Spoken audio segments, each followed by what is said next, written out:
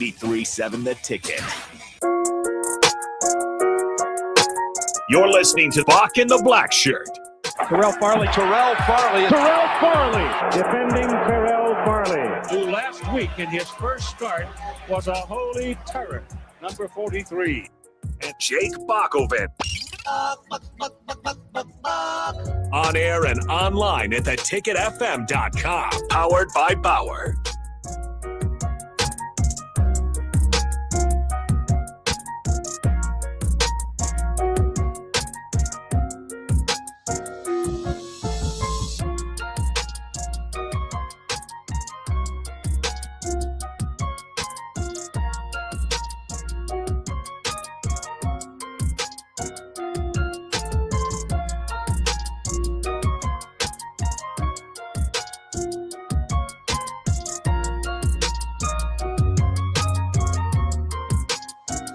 Hello and welcome into Bock and the Blackshirt here on 93.7 The Ticket. Glad that you're with us here once again. Terrell is out today, so he's actually out for the week. So we've had a variety of guests so far on Bock and the Blackshirt throughout the week. And today we have Austin Overman joining me in studio. Austin, thank you for joining me today. No shortage of things to talk about. New kind of stuff on the horizon that maybe haven't dealt with before, including Nebraska basketball. Trying to move up the rankings with a game against Washington tonight. Also, a Husker quarterback commit moving to Lincoln to play in Omaha. Yeah, this is quite a mess. We'll get into that here in a second. But just in general, how are you doing? You know, it's an honor to be on Bock and the Blackshirt. I'm usually listening intently as I'm attempting to plan my own shows. And I'm sorry you had to stoop to this level. You've had a great run of co-hosts so far. You're halfway through the week. You had to dip to the bottom of the barrel. But you know what? I appreciate the chance to be here anyways. Well, we appreciate it. We might like you a little bit more than you like yourself. So we'll leave that up to the audience, right? Yeah. And if you are joining us via the stream here, working on a little bit of video glitches, we'll get to that here fixed in just a few moments. But as I mentioned, so much to talk about today, including as well some Major League Baseball Hall of Famers coming aboard. Nick Saban might have convinced Lane Kiffin to take the LSU job. Just so much to get to, but I don't want to bury the lead. I think it's such an intriguing story that is new, like a new situation for Nebraska fans to kind of get into. Is that Trey Taylor announced on social media, and it was reported that the quarterback commit for Nebraska, the headline, much of the reason why people love what Matt Rule is doing with that 2027 class. Got the commit from one of the top quarterbacks in the nation from Carmel Catholic in Illinois. But he has decided to transfer to Millard South in Nebraska and described it. I mean, I'll read it kind of the way that he said it, is that he will be living in Lincoln, going to school at Millard South. We know Millard South did a little bit of recruiting this past year and was able to create somewhat of a super team, won the title. Doesn't want to miss a single recruit coming to town. That's why he's making the move. All about peer recruiting. Described it also as a redshirt year at a slower pace, which will be his senior year of high school and competing against Nebraska. Maybe Nebraska preps. So that must be closer to a redshirt year. And he says any chance I'm allowed in the facilities, I'll be there. So obviously, if you're looking for someone to take charge and peer recruit and get that 2027 class going, this is about as much commitment as you can get. Obviously, again, also different angles to kind of come out of this. I mean, Millard South goes from Jet Tamala to Trey Taylor. So I can only imagine whoever was supposed to be the quarterback or was taking over the backup for Tamala last year is thinking today. Then you've got the whole added piece that Trey Taylor says he'll be living in Lincoln, going to Millard South. I don't know if that's allowed in Nebraska high schools, or at least, that's at least something that I think would be interesting to kind of go through as this all plays out. But what are your initial thoughts? Again, so many different ways to go with it. What are your initial thoughts on Trey Taylor moving to Nebraska? That is how committed he is. These days, we talk about lack of loyalty. You can't, people even signing even past the commit and wanting out of it. Trey Taylor going all in for Nebraska. Let me take you back to about 10 o'clock last night when this kind of kicked off. Trey Taylor just tweeted 9:20 last night officially, buckle up, Nebraska, with an emoji face wearing sunglasses. Okay, the young man's on Twitter quite a bit. We know that he's active on social media. What could that mean? Buckle up, Nebraska. Is he teasing that someone else is going to commit? Is it he's dropping a project? What's going on? Well, 12 hours later, essentially, we get the news that Buckle Up Nebraska meant Buckle Up Nebraska high school football. Oof. Hey, guess what? I'm in the building for good. I'm playing here this year. Not something that I expected, not something that I saw coming. Obviously, if it was going to be any program doing this with Trey Taylor, it would be Millard South. The way that program has been operating, the way that it's put talent in the Division I ranks in a lot of cases. So if this was ever going to happen, it's not surprising that it would be Millard South. It's really funny in light of what happened with Nebraska's previous quarterback, who transferred into a high school in the state to be closer to that program, right? With Dylan Raiola transferring around from Arizona, then into Buford, Georgia, as Jason points out on our Starter Heyman Jewelers text line. I really don't know what to make of this because this is pretty unprecedented for Nebraska football. Maybe it's happened for more under the radar players, right? We know that high school transfers, happen consistently, right? We know with open enrollment, it changes. My understanding is that Millard South is an open district. So as long as you get your paperwork in, you can live wherever you want and then, drive in to school. I wonder, Bock, just how common this is, right? It's been a thing now, 2 times in the last 3.5, 4 years, I guess, for Nebraska to talk about it, with Dylan Raiola transferring to Buford, now Trey Taylor coming into Millard South. I don't know how often this happens across the country. Maybe this is more common for other places than we would think, but it's new to Nebraska, so it's a story here. Or maybe this is the first step in the next direction of college sports, where college football doesn't have minor leagues, but is Nebraska attempting to create a feeder program for itself at Millard South, right? Maybe not, right? We know Millard South is sending guys all across the country, but is that not the next logical step for some colleges, right? If you can't bring guys in, however early, and you want to have them as close as you can to help recruiting, like Trey Taylor seems to have been such a good help. If you want to have him in a developmental system that's going to be led by coaches that you trust that are going to run your stuff, maybe this is the way of the future, where these schools pick a high school, these colleges, these universities, these football programs, pick a local high school or two to say, hey, if you're going to play for us and you feel comfortable doing it, move away from home, come essentially do a prep school year closer to us so we can monitor you. You can monitor us. You can help in recruiting. Maybe it's more common than I know, but it's still wild to see. It really is. And again, you're going to wonder, and you'd be interested, but I don't know where it's necessarily going to come from, is that there is NIL in high school, right? I mean, is there NIL from colleges to high school athletes? Because you wonder, because Trey Taylor's not moving to Lincoln for free. Right. Let's be honest. And just the gas money for me as a 35-year-old driving right. between that, day to day, you're kind of thinking about it, as a 17-year-old or whatever age he is, in there, usually that's something you'd have to consider. But it is just so fascinating that it's happening. Now, I do agree with you. I think maybe you could see something like that. We do have a text on the text line too about, that idea, kind of bringing in more of the recruits to come and play with him. But it is an unbelievable amount of, that is a lifestyle. That is a life change, right? And, whether he's bringing his family along, again, we'll have to kind of get a lot of the details in this as this story kind of progresses. But it is, I find it particularly amazing because there's a big season ahead for Nebraska football, right? And so, not saying that Matt Rule's on the hot seat, but a bad start, and he sure will be. And you've got a pretty tough schedule next year. So to commit this much in, and Trey Taylor, for what it's worth, every time Nebraska's lost, he's been on social media defending Matt Rule, defending the program, and saying it's heading in the right direction. And if you don't know, Trey Taylor, again, as we mentioned, this is a top quarterback recruit in the class of 2027. Maybe not quite in the Dylan Raiola area of some sites kind of had Dylan up there, top number 1, top 10, whatever. Trey Taylor right now on 24/7 listed as the 36th best player nationally, composite ranked 55th. quarterback rankings for each of those number 4. So Okay, yeah. one way or the other, rankings are one thing.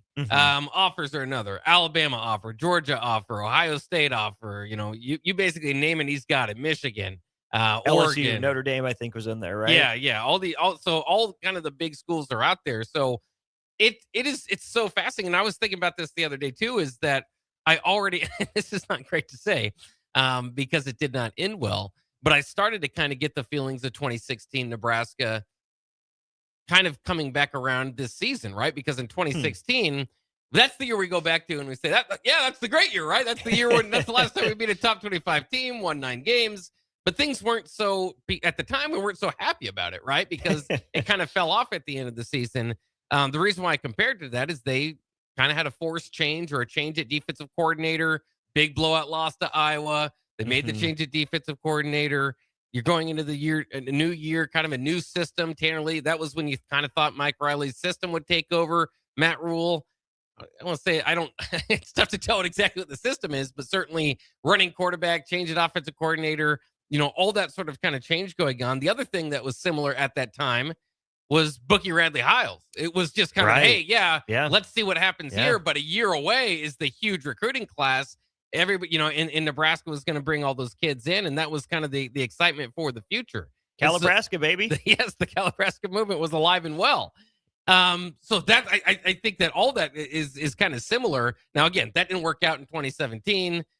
Turns out it just didn't work out. Bob Diaco was not the savior that we thought he would be, and things really unraveled from there. He felt the strain. He did, yes.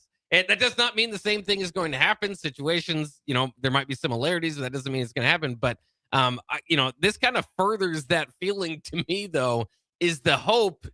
And that's what makes this whole thing is interesting. And in my mind, is it's going to get it. There's a high potential for it to get heated right next year. Nebraska fans are going to want results. If there's not results on the field, and again, you're playing 3 of the top probably 5 teams in the country, 3 of the top 6 in Indiana, Oregon, and Ohio State. You've got 3 other games against Washington, Illinois, and Iowa.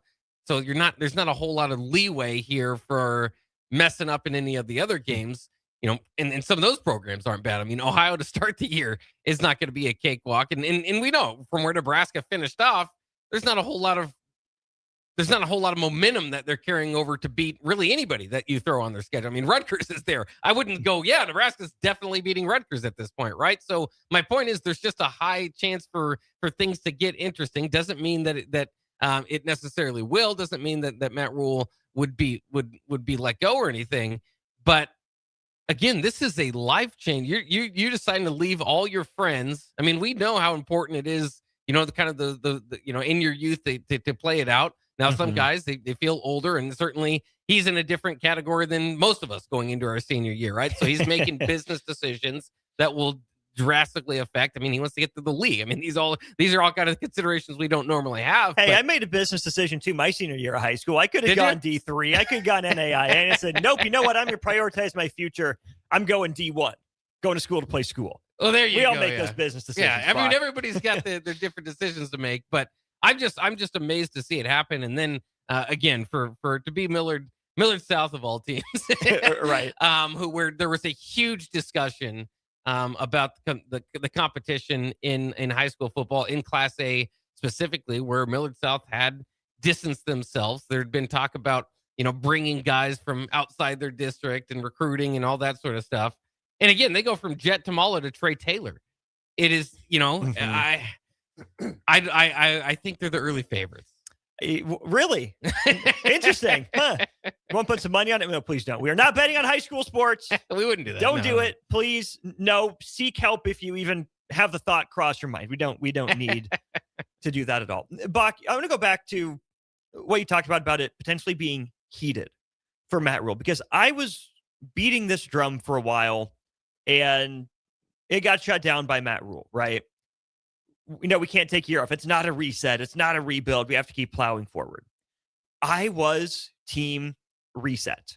Embrace the reset. Embrace it. Yeah. Right. I was team, this is the perfect and potentially last opportunity for you to take this holistic view of your program, set the direction, and take steps that way.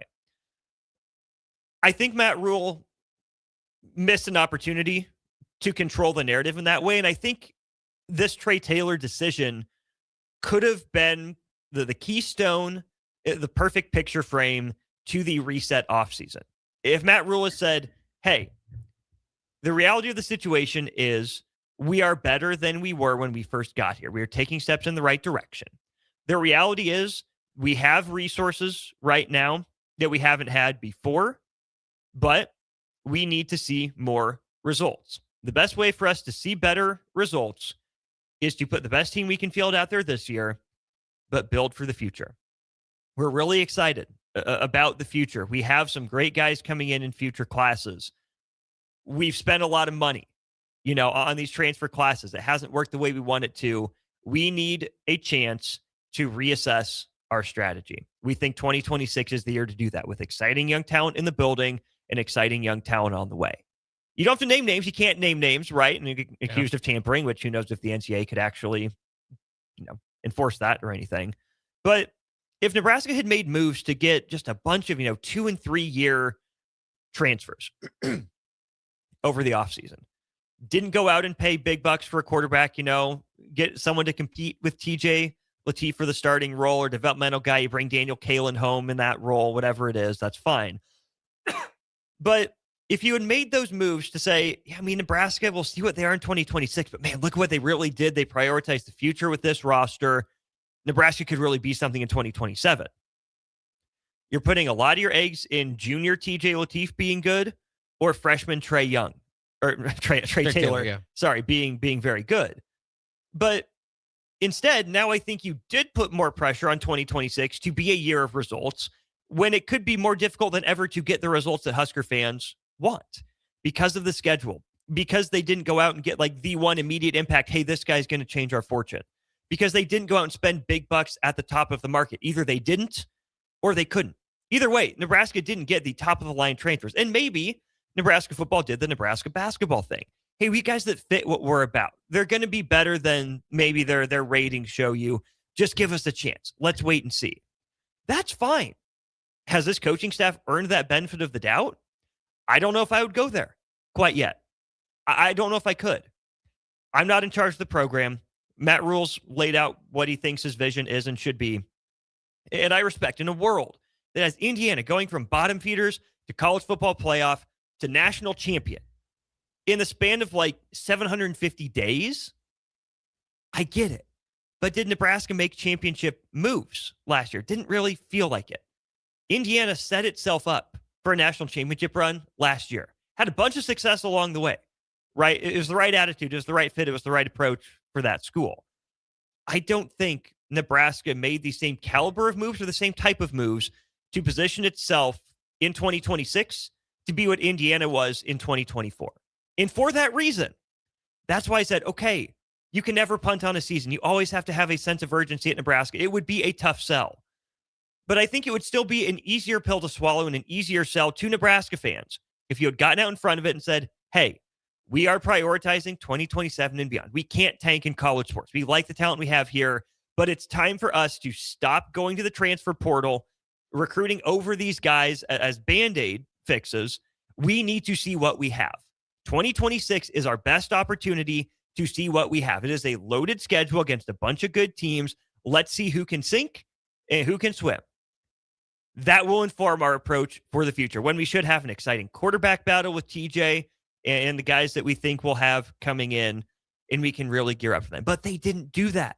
They put, I think, undue pressure on 2026 in a lot of ways, whereas this Trey Taylor move could have been sold as, hey, look, we told you we were building for the future. We brought our guy closer to home so we can help in recruiting, so we can better monitor his development. I think they let a golden opportunity to control the narrative in the future, conversations around this program and maybe even the on-field direction of this program. I think they let it slip. Well, I think it'd be an interesting way for them to approach it. I'm just so interested in what Husker fans even expect now. I mean, I've been having a hard time getting a read, and I don't say a read, getting a whole lot of a positive read from Husker fans about the transfer portal, about the moves. Now, you're always going to have people that wave, wave their red Nebraska flag one way or the other and say believe and we have reason to believe it. Like, I'm not saying I haven't seen some positivity. I'm just saying I don't see I don't see it or hear it from a lot of folks that I trust are kind of thinking a step beyond that, right? And so I'm just so fascinated to see. And so Trey Taylor moving to Nebraska, and it's almost like it doesn't do anything for Nebraska next year. It is, I think, a positive move and altogether, right? Because you've got the lead of your class here, peer recruiting. I don't think you could do much better than that. It's just hard to convince a kid to want to do something like this. And again, maybe Nebraska had nothing to do with as far as the convincing. Maybe this was just something Trey Taylor wanted to do and thought would be the best for his movement moving forward. But Nebraska would still have to sign off on it, right? You're not ambushing Nebraska with this news. No, it's not a surprise. But I just wonder, and I'm waiting. And so, this would be a news, and I've been kind of talking about it with the transfer portal closing down, and I'm not saying, Quasi Gilmer moves on the offensive line. I mean, Owen Chainless, there's good guys in the portal that they got. Like, I'm not saying they didn't. Oh, yeah. I'm I just agree. saying, especially guys that can help out next year. It just doesn't woo anybody. It's not going to be the lead story of transfer portals this offseason, which, Nebraska was in that discussion last year. It's not David Bailey and Romello Height. Right, yeah. So, but altogether, I'm just kind of waiting. It's like, what's going to be, what kind of gears Nebraska fans back toward excitement? What kind of brings them back into believing that this is going to work? And I feel like, and I've asked this before with Husker fans, and if you let us know on the text line, 402-464-5685, is, do you believe that it's headed in the right direction, or do you hope that it's headed in the right direction? We all hope it does. But do you believe it? And what are the reasons beyond that? Again, tell me, like, where is it? And maybe that's an unfair question. Obviously, you lose 3 in a row in blowout fashion. You have to kind of reshuffle the deck, if you don't want to call it reset. And so there's not a whole lot of things that but I mean, then the Eckler news, which we'll get to as well, which becomes finalized. I don't know if Nebraska, it feels like every time they take a step forward, there's a step or two back in the news cycle at the same time. It's one of those things, Bock, where, again, you're looking for proof, and I don't think we can find that proof until we see Nebraska set foot on the field in 2026, right? The proof will be in the performance, but we do like to be able to look back at the year before and say, hey, here were the signs that we could see that this was moving in the right direction. If you want to see Jeep Wade is the home run hire as offensive line coach, okay, great. I'm on board with that. Let's see it. Guess what? We can't prove that that was the right move or that that's something that is actually heading in the right direction. Same thing with all the additions in that room out of the transfer portal, which I think is probably the splashiest, biggest money group that Nebraska brought in. You can tell me that Rob Warwick is going to be Nebraska's defensive coordinator for the next 10, 15 years and lead him to, success this place hasn't seen in 30 plus years on that side of the ball. Okay, great. If you want to believe that, have we seen that? No, we haven't. You can tell me that Anthony Calandria is going to be better than advertised, right? That he learned lessons from his time at UNLV. He's going to take care of the ball. That's fine. You can tell me that. But to your point, what reason do we have to believe? Not hope, right? Which is where, again, you have to sell hope, but you also have to sell tangible results. Right now, I mean, Matt Rule isn't selling, gas station sushi, but he's also not selling like Ruth Chris's Steakhouse or anything, not selling St. Elmo's in Indianapolis. He's selling, a Big Mac. It's not bad. It'll get you by. You can do it in doses, but do you want to live on that every day? No, you can't. So I think I'm with you and I'm with most Husker fans in we all want this to work for the program. It's much more fun to talk about when they win and when they're successful, but it's also not our job to provide cover and, blow sunshine and smoke when we don't see it. I don't see it. Yeah. And again, I think that's kind of where I'm at. Again, hopeful in some of the hires, but again, back to, do you try, are you hopeful or do you believe that the guy making the hires is making good hires based on the hires he's made before, right? It's just a lot of hires over a 3-year period. And why is that the case? And as we go through it, so we did get some numbers. Omaha World Herald did just publish these. Sam McEwen, this was about 10 minutes ago. Rob Orrick, 3 years, $3.6 million, 1.1, 1.2, and 1.3. Okay.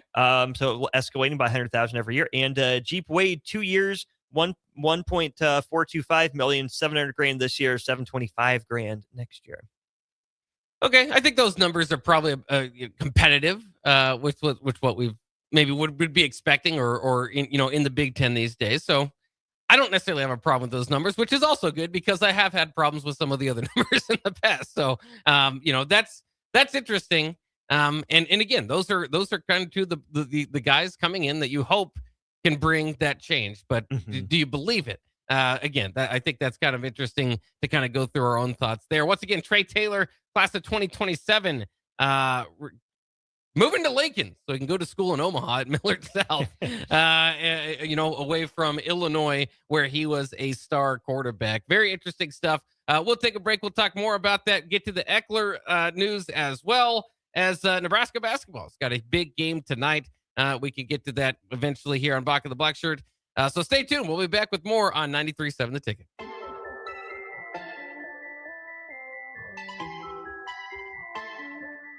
Sometimes good people make mistakes. When you find yourself in need of an attorney, call Liberty Law Group.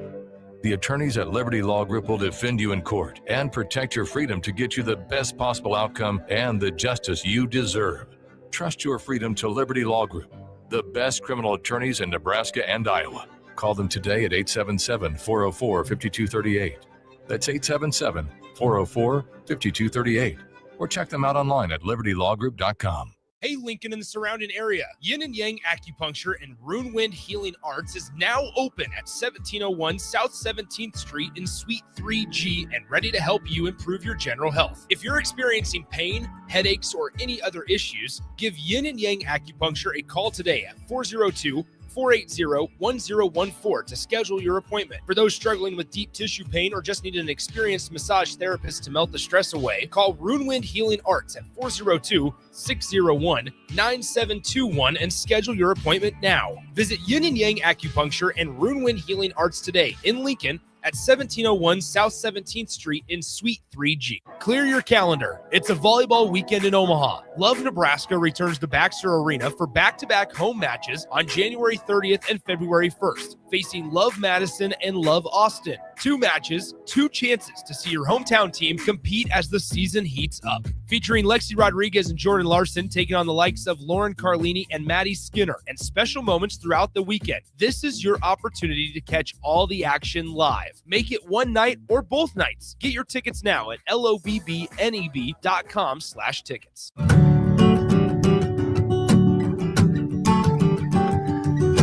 Way out there where the sun comes up under the big red sky, I do life the way I love, with family by my side. I feel home with me, no matter where I go. Proud of where we're from, excited for where we're going. Pinnacle Bank, the way banking should be.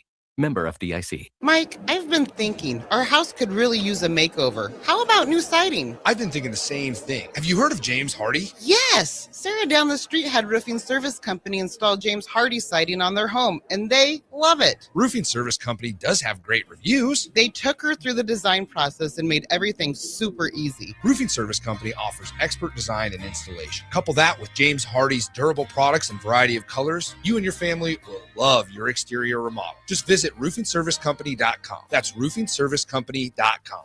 A membership with John Henry's will fast-track you to front-of-the-line service, seasonal tune-ups, and far fewer unexpected moments. That means no breakdowns, no waiting on a call, and no nonsense. It's consistent care that prevents small issues from turning into big bills.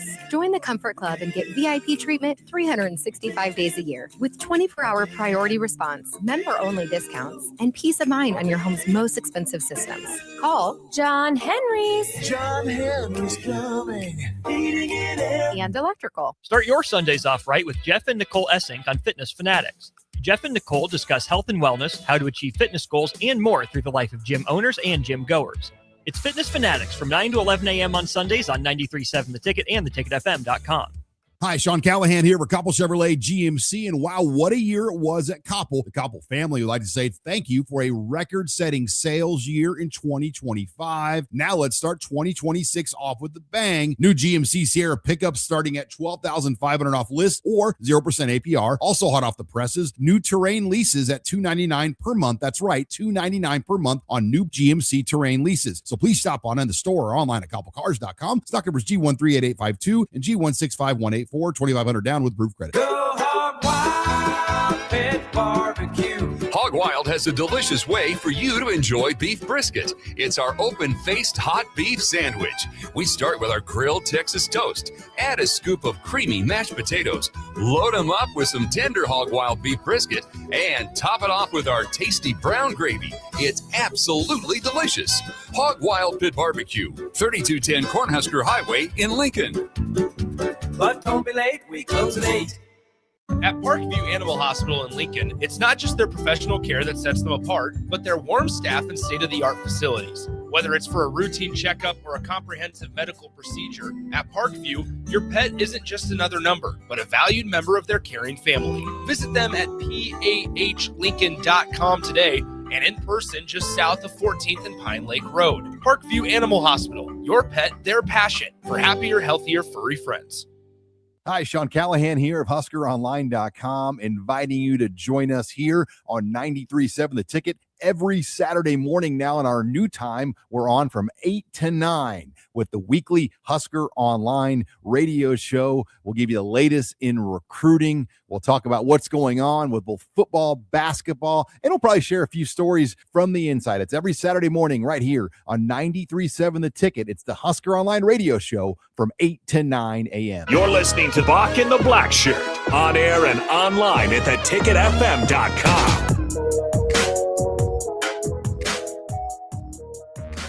We are back here on Bock and the Blackshirt on 93.7 The Ticket. Thanks for joining us.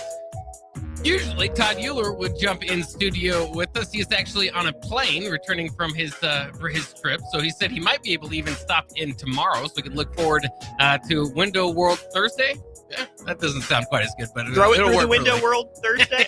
yeah, we'll have to work on something to make it sound a little bit better, but we'll see what we land on. Till then, myself, Jake Bakoven, and Austin Orman here with you. As Terrell Farley also out on vacation. Good time for vacation, I guess. Bunch of snowbirds. yeah. It hasn't been too bad, but I heard this week it's going to get colder. I was just so happy. I was just thinking, like, we've had like 2 snowfalls this year, and we're halfway through January. Is this going to be a pleasant winter? But we'll see. It might pleasant winter because of Nebraska men's basketball back. It is. There's no doubt about that. And that is part of the tradition of going to a Nebraska basketball game, is hating the walk from your parking spot to your way there. And I'm sure some people will feel that here as we have a late tip tonight, 8 p.m. against Washington. Again, we'll talk about that a little bit later in the show. We led off the show talking about 2027 4-star quarterback Trey Taylor transferring from his school, Carmel Catholic in Illinois, to Millard South here in Nebraska for his senior season. Again, he describes it as a move that will help him going all in, basically, on peer recruiting. He said, any chance I'm allowed in the facilities, I'll be there. So once again, high level of faith from Trey Taylor. And that's kind of where the discussion started to kind of get away. It was like, man, there's just a lot of faith for what we feel. And maybe we're too close to it. Maybe we are close enough to it one way or the other, that feel like it could be a little bit unstable in Lincoln this upcoming year, just because of, the schedule is going to be difficult. Nebraska has not proven to take that next step. And so I kind of asked for some positive things on the text line, if you can think of them, of what, how, and I basically phrased it as this: do you believe or hope? The difference between believing and hoping that this thing is heading in the right direction. Because clearly Trey Taylor, that's the whole conversation here is, he's 100% bought in, and you love to see it. We talk about, wishing to have more commitment from player to player and player to coaches, or excuse me, coaches to the school, and player to coaches and players to the school and all that. And so, I again, bravo to him for doing that. But it is just kind of interesting on the text line. Most of it, we didn't have a whole lot of great replies as far as the positives. We did have some people questioning our ability to question the coaching hires. And so again, if you just want to put blind faith in that these coaching hires are going to make the difference, and again, I'm not going to tell you whether they will or not, but I think to that point is that more people and more Husker fans have been concerned or starting to question those that are doing the hiring, right? Just because there's been a lot of movement on that coaching staff. So very interesting. Somebody said, if you ever run backward while naked through a cornfield, if not, that's what I predict next season will be like for fans. I can't say that I've ever done that. I don't think that'll be something that's necessarily on my bucket list. But apparently that's what it's going to feel like next season, at least to 1366. Can I be a true Nebraskan if I've never run backward naked through a cornfield? Is that, do I have to like turn in my Nebraska card or something? I'd rather not have to, but yeah, I'd rather not have to turn it in or run through the cornfield in such a manner. But that just reminds me of when they took Dylan out to take pictures of the cornfield. And he said it was like the first time he seen corn or something. And he'd been here for like a year and a half. What is this? Yeah. Like, oh, all right. Well, at least they're there for the photo op. I'm not sure if he's embraced the whole Cornhusker thing. Turns out it doesn't look like he necessarily did, as we see it. Jeremy said, "Here's a positive: they still sell alcohol in the stadium in 2026." So there is that. Not nothing. And then other people are kind of starting to think that perhaps there will be teammates and people that move. And that was something that you talked about, Austin, as well, is maybe starting a feeder school at the high school level. Not necessarily not what you want to do. I don't want to put words in your mouth, but just, that could be a possibility. We'll see if Millard South has a few transfers in this year from Nebraska football commits.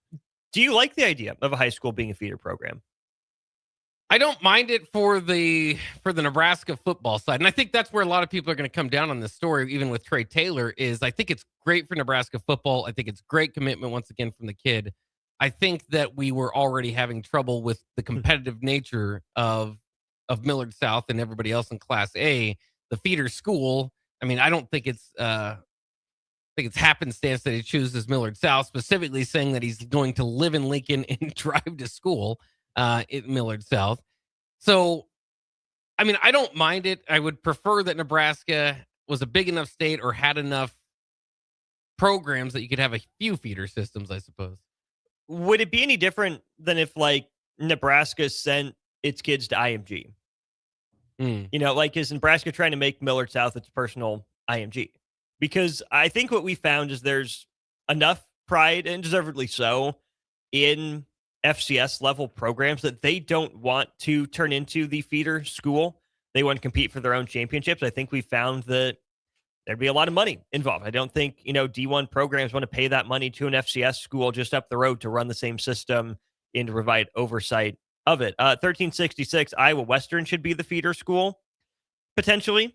But we've seen that fall through for Nebraska, and they've made absolutely no efforts to turn Iowa Western, an hour and change down the road, into a place that it continually goes for talent, right? Nebraska could be a big fish fishing in that relatively small pond, and Nebraska's not done that. They've had years, decades to do that, and they haven't. So even if they should, they haven't. I don't think they will. The next best, air quotes for those of you who aren't watching on stream, is turning it into a high school, right? Saying, hey, coach, here are some players, make them work. We trust you to put them in the best position to succeed. We trust that you'll run our stuff, use some of our terminology, and that you will improve these players so they're closer to ready to go. Essentially, like Trey Taylor said, a slower paced redshirt year. Yeah. That was really interesting phrasing to me, Bock, because that sounds to me like Trey Taylor either has every design on being the starting quarterback in 2027, which, if that's the case, good. I would hope he comes in ready to compete, hit the ground running. The scary thing is, has Nebraska promised or alluded to Trey Taylor that he is going to be the starter in 2027? You're not going to redshirt, which is why we need you to come to Millard South. Get your on-the-job training there. And then when you come to Nebraska, you walk in as the starter. I don't know if I would like that approach. If it's confidence from the young man that he's going to come in and win the job, cool. All for it, all about it. Hopefully he can handle the adversity if he doesn't win the job. If it's Nebraska telling him or setting him up to believe that he's the 2027 starter already, that I wouldn't love.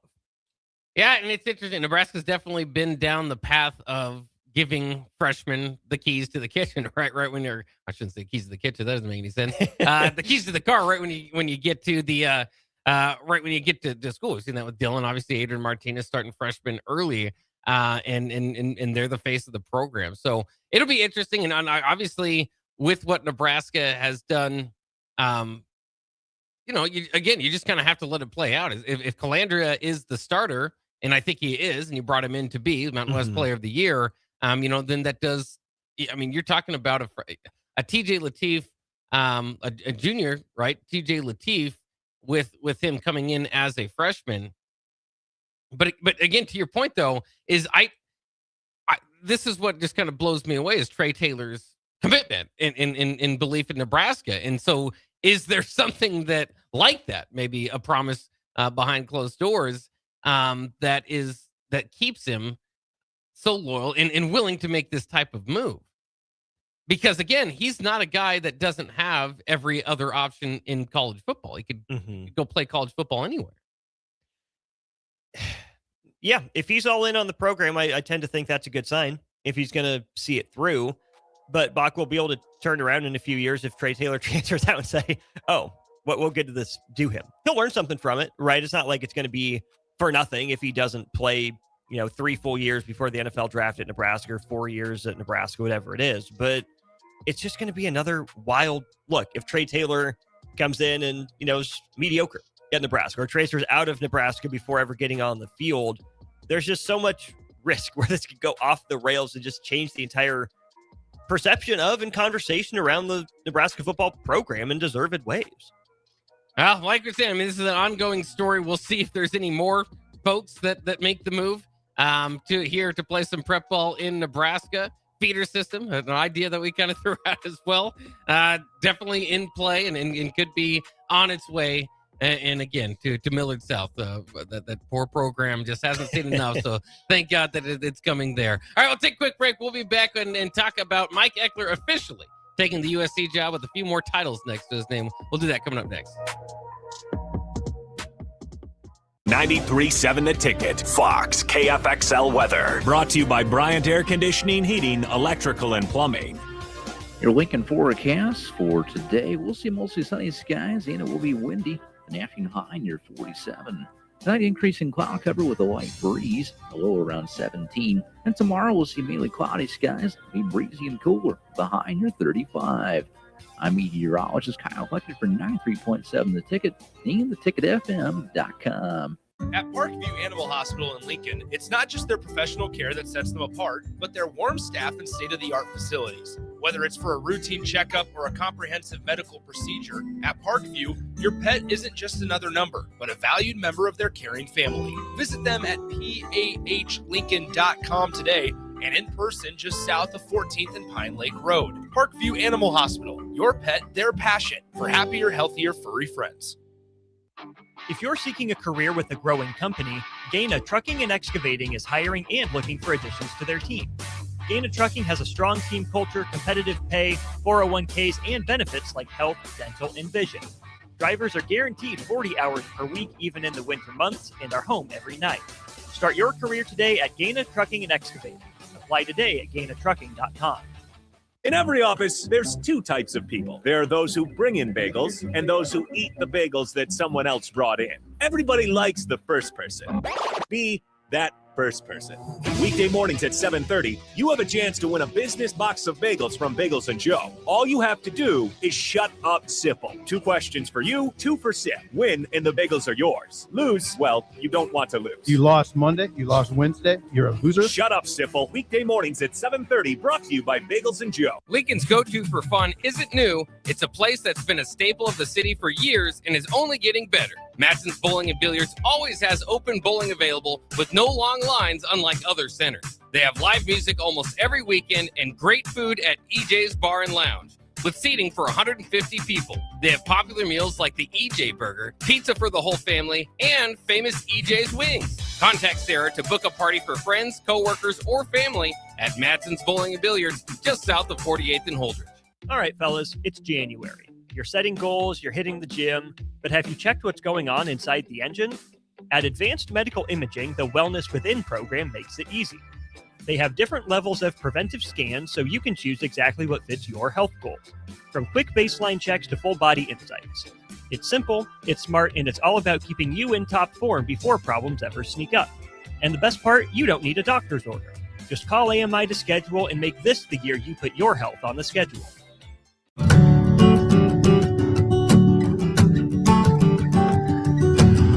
out there where the sun comes up under the big red sky, I do life the way I love, with family by my side. I feel home with me, no matter where I go. Proud of where we're from, excited for where we're going. Pinnacle Bank, the way banking should be. Member FDIC. A membership with John Henry's will fast track you to front of the line service, seasonal tune-ups, and far fewer unexpected moments. That means no breakdowns, no waiting on a call, and no nonsense. It's consistent care that prevents small issues from turning into big bills. Join the Comfort Club and get VIP treatment 365 days a year with 24-hour priority response, member-only discounts, and peace of mind on your home's most expensive systems. Call John Henry's. John Henry's Plumbing. And electrical. Go Hog Wild Pit Barbecue. Hog Wild has a delicious way for you to enjoy beef brisket. It's our open-faced hot beef sandwich. We start with our grilled Texas toast. Add a scoop of creamy mashed potatoes. Load them up with some tender Hog Wild beef brisket. And top it off with our tasty brown gravy. It's absolutely delicious. Hog Wild Pit Barbecue, 3210 Cornhusker Highway in Lincoln. But don't be late, we close at 8.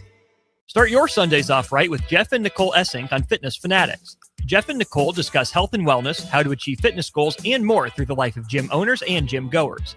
It's Fitness Fanatics from 9 to 11 a.m. on Sundays on 93.7 The Ticket and theticketfm.com.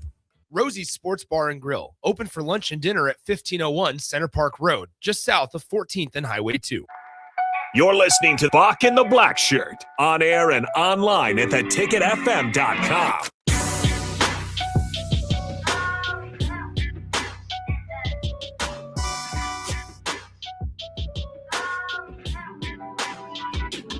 We are back here on Bock and the Blackshirt on 93.7 The Ticket. Austin Orman in with myself, Jake Bockovin, today.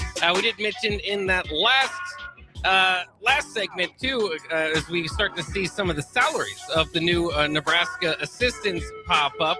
We mentioned Jeep Wade collecting checks at about $700,000 for his first year. Rob Orch will be around $1.1 million. One thing that did surprise me, or something that stands out, Jamar Mosey's salary going to more than double, from $200,000 to $425,000. And that, of course, is Jamar Mosey, senior football assistant. What does a senior football assistant do? I'm not quite sure, but he does stuff. I could read more into it. That's probably my own fault, but it is interesting. I'm outside of like some sort of giant number that would get you, like, I'm way less interested in these numbers than I was maybe 10 years ago or so, when it felt like Nebraska kind of had to be careful and craft, where the money's going. Well, I remember the Bruce Reed making $425,000. He wasn't worth it, right? Or $450,000, whatever it was. And so you get tied into that.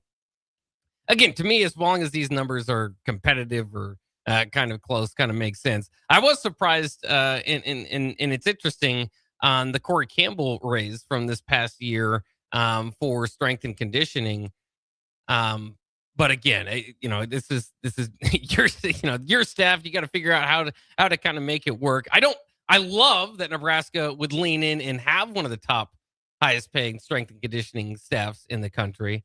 I just don't know. It didn't feel like as of yet, considering those last three games, that like they were strengthened or conditioned. They're strength and conditioning. Yeah, that's what I make the joke with Jamar Mosey is, you don't necessarily know with the title like senior football assistant exactly what he's doing. Strength and conditioning, you have a pretty good idea of what he's focusing in on there. So I thought that was kind of interesting, but again, there's plenty of money seemingly to go around. Well, it'd be interesting to know where this new money is coming from. Obviously, with Eckler out, Donovan Raiola out, I can assume. I guess I don't remember what John Butler's making. I'm sure it's in the ballpark. So obviously there's money there to be spread around. I would be curious to know if, Orc's raises are coming from the assistant salary pool, if that's always been there and it's just being redistributed. Are there other guys that are having their contracts reworked to make more or less, or especially like the doubling for DeMar Mosey? Where did that come from? Was that money always there and they're just spreading it out to him now because he did such a good job as senior football assistant? Is that coming from a different pool? I'm sure it all, works into the coach's pool somehow, but is this new revenue being generated, or is this, money that they've previously had allocated somewhere else that they're reallocating that direction? Yeah, it is interesting to kind of figure that out.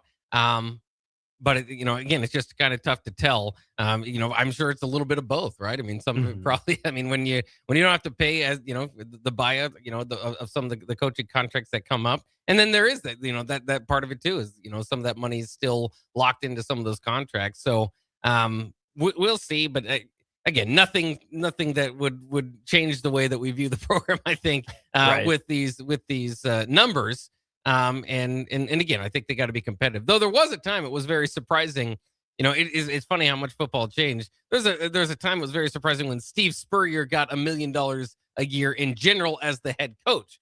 Of course, we've well moved beyond that. Then about 10, 12 years later, it was surprising to start see coordinators make millions of dollars. And then Nebraska was maybe 6 or 7 years behind on that. And now it's pretty standard to see coordinators making around $1 million. Yeah. Which is where Arch is at. Cherry Bomb is either being incredibly sarcastic or we have the Marcus Satterfield burner phone. We need to pay Sat more. Now his do they have his? I gotta look. Do they have his contract I'm sure we information can find yet? it. Because his deal through the money side of it that people are definitely paying close attention to as one of the top tight end paid tight end coaches in the country. That was supposed to come to an end this past year. So I was very interested to see where that is going to be moving forward. I think I have the PDF pulling up. We'll have to see if I can get it to load here. Can I not control F on this PDF? That'd be really, really frustrating. Maybe we find that during break. Yeah, we can go ahead and take a break. See if we can dig into that. Again, then we can get to kind of the Mike Eckler talk as well as Nebraska basketball in the second hour. We'll do all that coming next year on Bock of the Blackshirt on 93.7 The Ticket. At Parkview Animal Hospital in Lincoln, it's not just their professional care that sets them apart, but their warm staff and state-of-the-art facilities. Whether it's for a routine checkup or a comprehensive medical procedure, at Parkview, your pet isn't just another number, but a valued member of their caring family. Visit them at pahlincoln.com today and in person just south of 14th and Pine Lake Road. Parkview Animal Hospital, your pet, their passion for happier, healthier, furry friends. Go Hog Wild Pit Barbecue. Hog Wild has a delicious way for you to enjoy beef brisket. It's our open-faced hot beef sandwich. We start with our grilled Texas toast. Add a scoop of creamy mashed potatoes. Load them up with some tender Hog Wild beef brisket and top it off with our tasty brown gravy. It's absolutely delicious. Hog Wild Pit Barbecue, 3210 Cornhusker Highway in Lincoln. But don't be late, we close at 8. 93.7 The Ticket, Fox, KFXL weather. Brought to you by Bryant Air Conditioning, Heating, Electrical, and Plumbing. Your Lincoln forecast for today, we'll see mostly sunny skies and it will be windy. An afternoon high near 47. Tonight, increasing cloud cover with a light breeze, a low around 17. And tomorrow, we'll see mainly cloudy skies, be breezy and cooler, the high near 35. I'm meteorologist Kyle Fletcher for 93.7 The Ticket and theticketfm.com. Empire Netting and Fence delivers top quality netting and fence solutions. From major sports venues to backyard installs and everything in between, coast to coast. We take on tough jobs with grit, integrity, and a strong commitment to safety. Empire is growing, and we're hiring motivated people ready to grow with us. We build each other up, and we're building something big. Think you've got what it takes? Apply now at empire-fence.com. That's empire-fence.com. Rosie's Sports Bar and Grill, open for lunch and dinner at 1501 Center Park Road, just south of 14th and Highway 2. Don't wait. The clock is ticking at Landmark Implement's annual inventory reduction sale. For a limited time, get special financing as low as 1.9% for 12 months, then 6.2% interest for 48 months on select equipment. No auction, no waiting, just inventory price to move. Once it's gone, it's gone.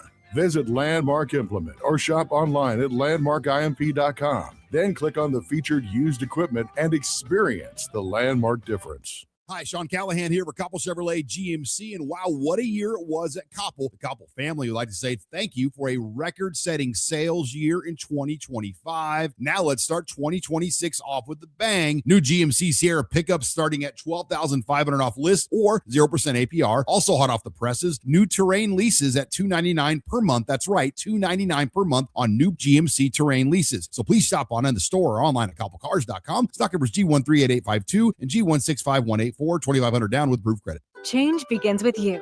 Join a weight loss medication study at Solarion and earn cash in the process. If you are 19 to 65 years old with excess weight to lose, you may qualify. Participants could earn up to $22,750 for their time. Study includes 1 2-night stay, 1 3-night stay, and 38 returns. Learn more at helpresearch.com/flamingo or call 866-213-2965. Weight loss not guaranteed.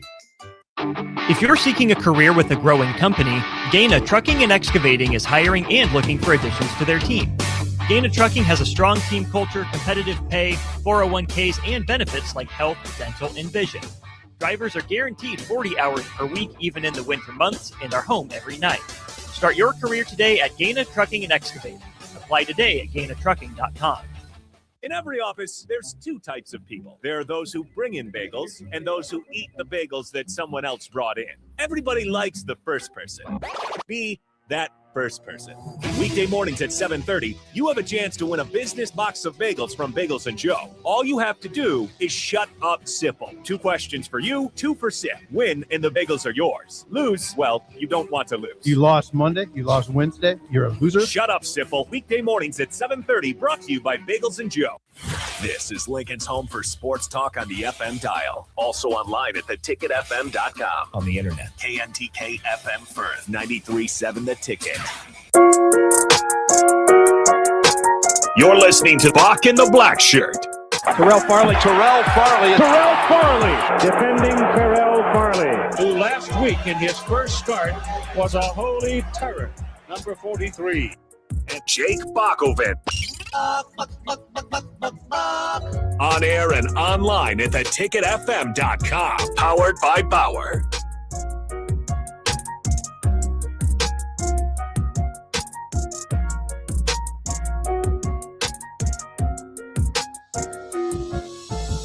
We're back here on Bock in the Blackshirt on 93.7 The Ticket. I'm Jake Bockovic. He is Austin Orman. Joining me in studio today, Terrell Farley out for the week. He'll be back from vacation starting next week. Todd, you are also a little bit of vacation time, so he will said he might be able to pop in tomorrow if you're looking for your Window World Wednesday fix. Might have to wait one more day until Thursday. Of course, lots of news going on, lots of things to talk about in the football world, and we have been. 4-star quarterback Trey Taylor transferring from Carmel Catholic in Illinois to Millard South. That kind of the lead story today. Of course, Taylor, a 2027 recruit for Nebraska, says he's going all in on peer recruiting and wants to be able to obviously be close. He said doesn't want a recruit to come through the building that he doesn't be able to get his hands on. So we will see. That will be very interesting. We've talked much about that in the first hour. Might pop it up once again, but there is some other news to get to with the coaching staff. One news that was expected. I don't even know what percentage of folks, I guess, were holding out hope at this point that Mike Eckler might stick around and coach for Nebraska. But it is now being reported that Nebraska special teams coach Mike Eckler has been hired by USC after one season with the Huskers. Of course, he was the 2025 Broyles Award nominee for Nebraska's staff, which goes to the nation's top assistant coach. So even they felt like he did a good enough job to maybe put him in the discussion for that. So coach of the year for Nebraska, you could argue. In any case, he is going to USC. As was expected, is that he's not going to just be the special teams coordinator. It's been reported by Matt Zenitz of CBS. Assistant head coach tag, linebacker coach, and special teams coordinator, all expected to be a part of what Mike Eckler will inherit with the Trojans. And it does seem like that maybe was not being offered, here at Nebraska, at least a position coach spot. He helped out coach the edge position there in the bowl game. But throughout much of his career, again, it's been pointed out that as he has been a special teams coordinator, one of the best in the country, usually has a little bit to do as a linebackers coach or on defense somewhere. So it is official. Nebraska's Mike Eckler heading off to USC. And this is not a surprise, but again, I just don't want to get into this kind of bogged down conversation. We already did a little bit of that in hour number one, but obviously this is expected news, but not great news for Nebraska if you're looking for continuity and to build off of something that did go right in the previous year. Yeah, this has been a saga that has come finally to a fitting end with him leaving.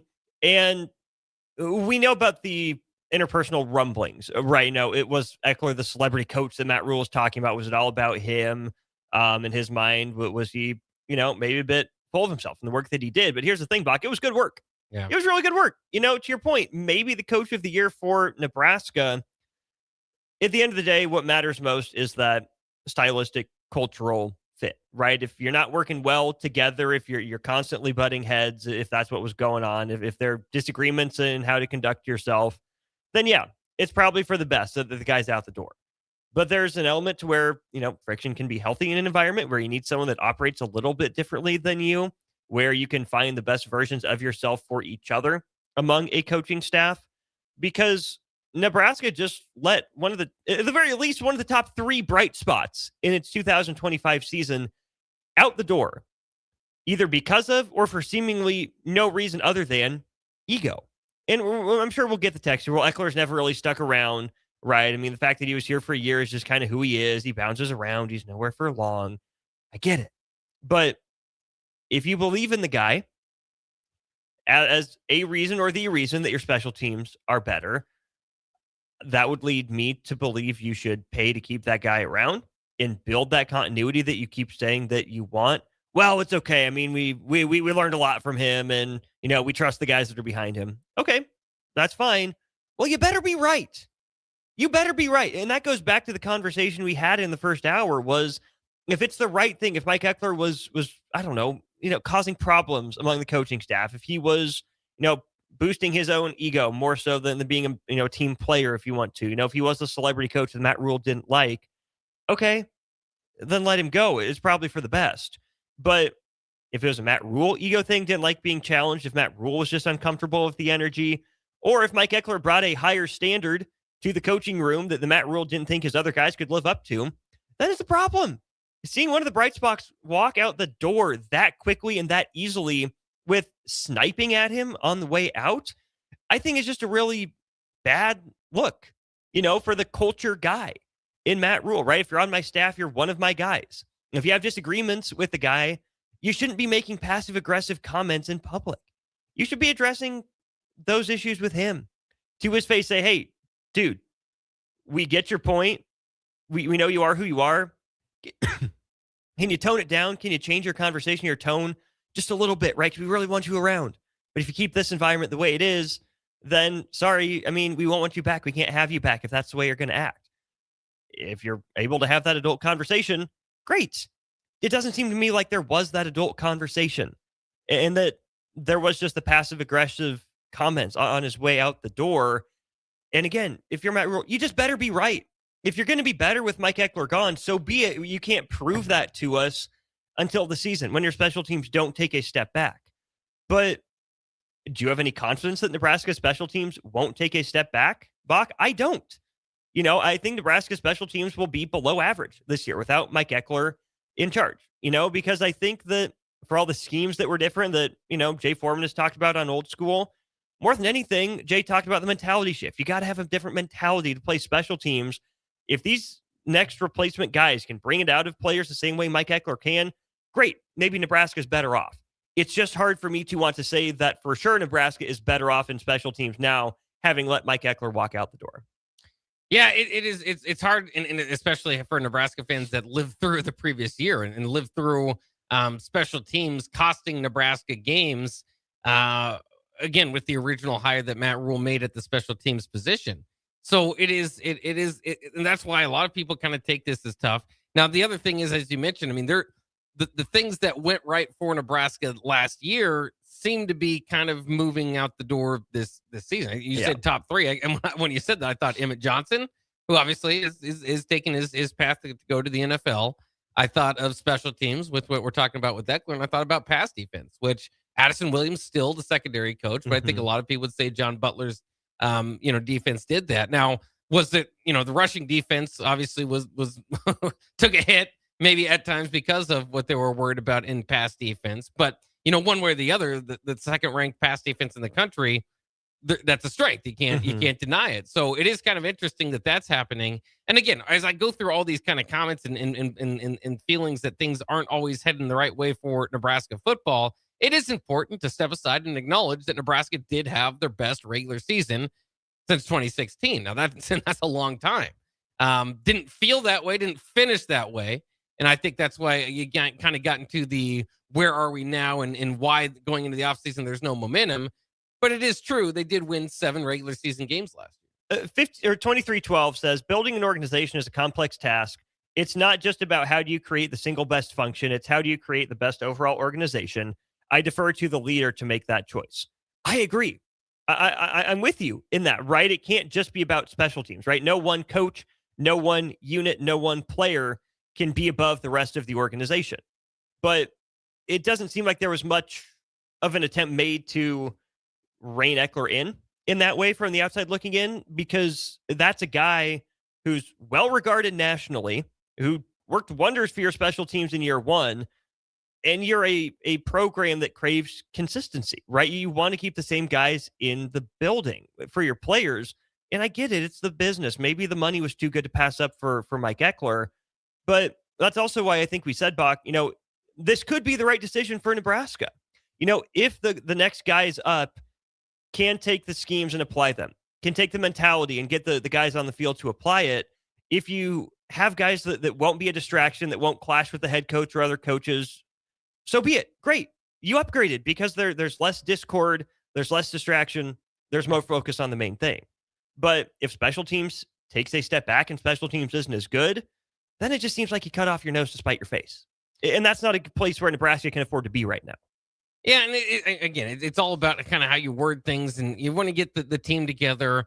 You want that bond, and you just kind of wonder if that's there. Now, again, you take the sources that I'm talking about, but I remember when James Williams came in here and said that if the defensive line had such a chemistry there, if the rest of the team had it, they would have won more games, and potentially might have stuck around, that sort of stuff. And of course, he followed his defensive line coach to Florida State. Didn't do well, now at Oklahoma State. So, that's one way or the other. But the other, it just popped out at me, and I thought of that when Matt Rule was kind of talking about in that radio appearance, is like, let's not do special teams for special teams' sake. Let's not do it for the special teams coach, right? And so it's just kind of weird, to see as it framed. Are there divisions within the team? It's not like the special teams versus the offense, or the special teams versus the defense, right? It inherently has to be part of the team. And the other thing, if you build up a bit of a pride in the unit, then so be it, I would think, right? I mean, because more often than not, you're going to have, Corey Barney and, certain guys that get playing time. The special teams isn't, loaded with starters. It's generally where you have the chance to make an impact if you're on that special teams unit. So I thought that was very kind of strange too. As part of Matt Rule's kind of radio comments there. And again, just kind of paraphrasing is, and so sometimes it just feels like you're playing the result and then kind of try to write a narrative about what it was. Now, to Matt Rule, Nebraska's credit, what they did do, and he made sure again to get out ahead of this. And I think, I think that's a good idea. I wouldn't have said everything that he said, right? But he's a great speaker and he knows the direction of the program that he wants to get it there. But it's just interesting. that, so what I wanted to say is that they did offer him, top money, like he said, big money for a special teams coordinator. But how committable was that offer? Right? Was it a real effort to keep the guy, or is it a half-hearted, well, we have to do this because, that it'd be really bad optics if we just let you walk out the door. But come on, you know how I feel about you. We're butting heads. We'll make this offer, but it's really just to say we did. But I hope it was a legitimate offer. I really do. But if Mike Eckler isn't taking that offer to be at a place that, he enjoyed enough at one point to come back, if it's not about the money for him, then it's about something else. And if he's willing to leave a place after 1 year, which again is kind of the norm, right? We know that Mike Eckler jumps around from place to place. If he's willing to turn down that money and it wasn't about, it's just time for the next thing, then there's something interpersonal going on that didn't get addressed. Well, and reading the tea leaves and looking what happened here, where he's given an assistant head coaching role, linebacking coach rule, the fact that he wanted to coach in a position, was able to help out in the bowl game. I see that to me is probably where the division is. And could that have been fulfilled? I mean, could you take a guy that's doing well, one of your bright spots that you nominated for the Broyles Award in one spot, and potentially make him a linebackers coach, an edge coach? Again, you got to find out in this current era where you can have as many coaches as you want, if he's a linebacker coach and you've got 3 of them, does that do enough for him, right? Right. Or would you have to make him the linebacker coach or the edge coach or the defensive line coach? And that's where it kind of got interesting, because obviously when you're making a defensive coordinator hire, are you doing so with telling them, okay, but we feel like these are the guys that we want you to work with, rather than bringing in your own guys? But then again, you can choose your spots of doing that. Matt Rule said when they went out to go look at defensive coordinator, Addison Williams staying. Addison Williams is our guy. He's going to be our secondaries coach. The defensive coordinator, whoever it may be, is going to inherit Addison Williams as the secondary coach. So could have done that if he saw enough value in Mike Eckler, but maybe didn't want to. And again, that's where you have to make your own decisions about, what's going to be best for the staff moving forward. But I think that's probably where the split appears to be happening, because it's a big difference being just the special teams coordinator at Nebraska and being the assistant head coach at USC. 61-69, which assistant coaching spot would you put him in, and who would you get rid of to make room for him there? Well, not getting rid of Dvorak, right? He's been with you the whole time. Would he be a D-line guy? No, he went out and got one. To me, it would be that kind of outside linebackers edge position that Eckler's coached before, right? Phil Simpson, I think, is the one that comes to mind for me. Or could you just give Eckler the associate head coach title? Phil Snow's not filling that role. Yeah. Dana Holgerson's not filling that role. Rob Orrick isn't filling that role.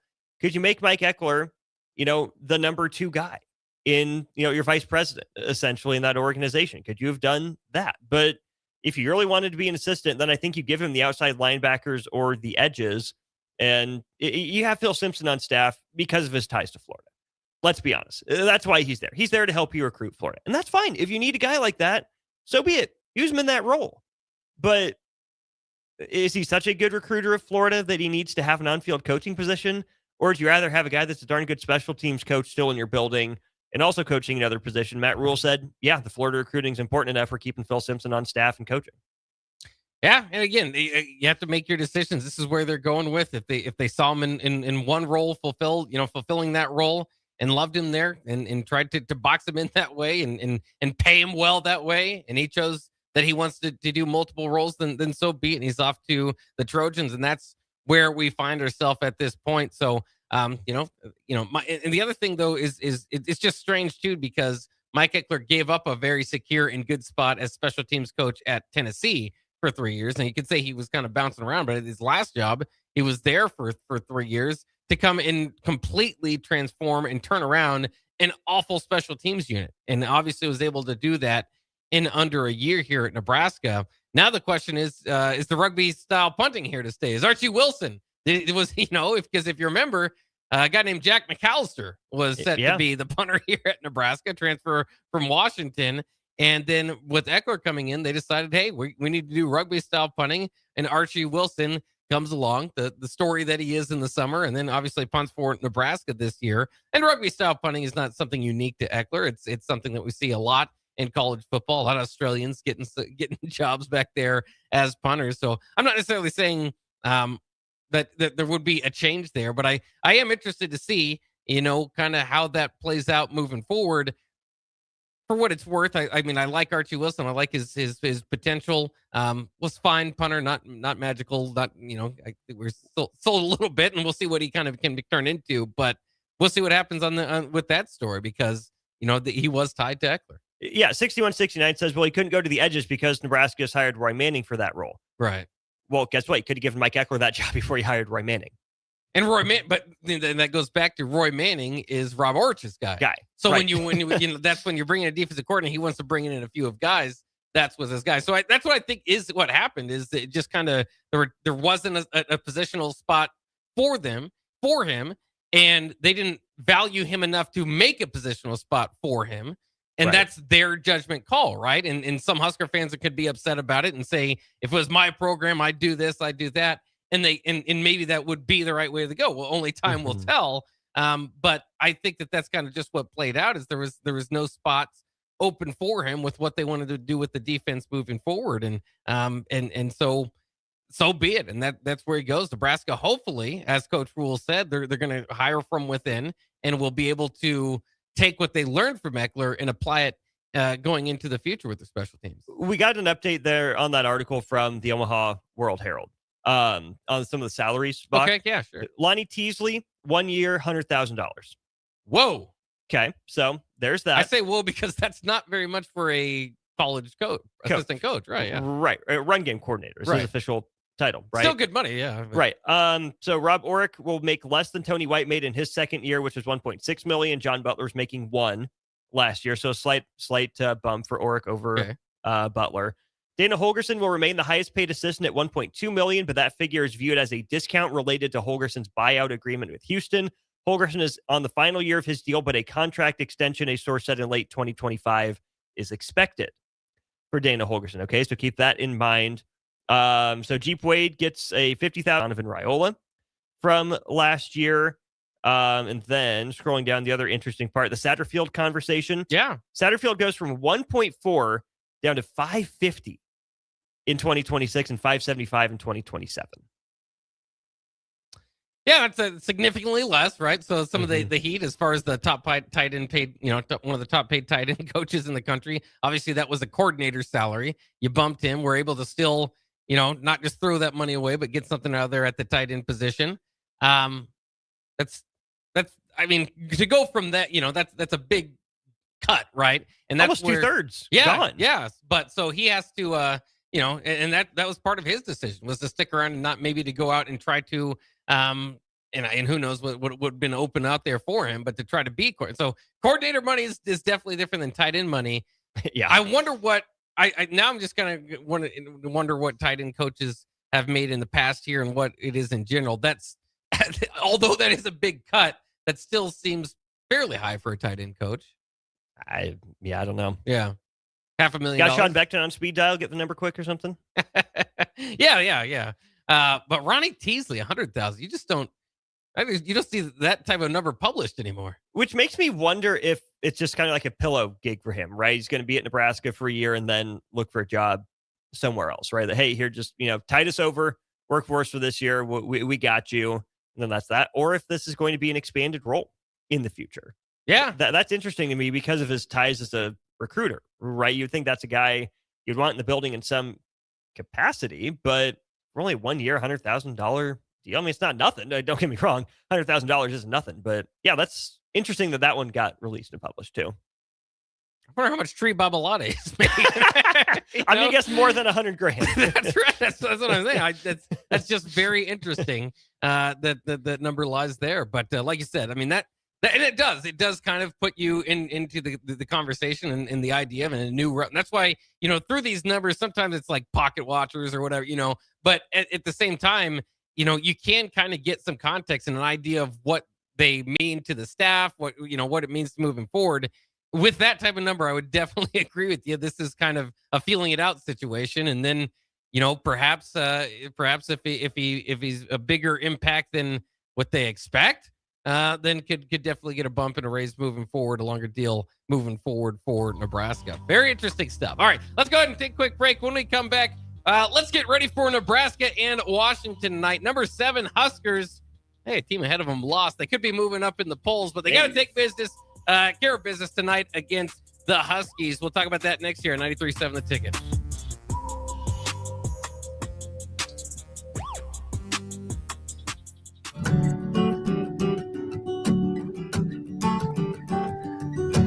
Way out there where the sun comes up under the big red sky, I do life the way I love, with family by my side. I feel home with me, no matter where I go. Proud of where we're from, excited for where we're going. Pinnacle Bank, the way banking should be. Member FDIC. 93.7 The Ticket. Fox KFXL weather. Sponsored by John Henry's Plumbing, Heating, and Air Conditioning. Your Lincoln forecast for today, we'll see mostly sunny skies and it will be windy. An afternoon high near 47. Tonight, increasing cloud cover with a light breeze, a low around 17. And tomorrow, we'll see mainly cloudy skies, be breezy and cooler, the high near 35.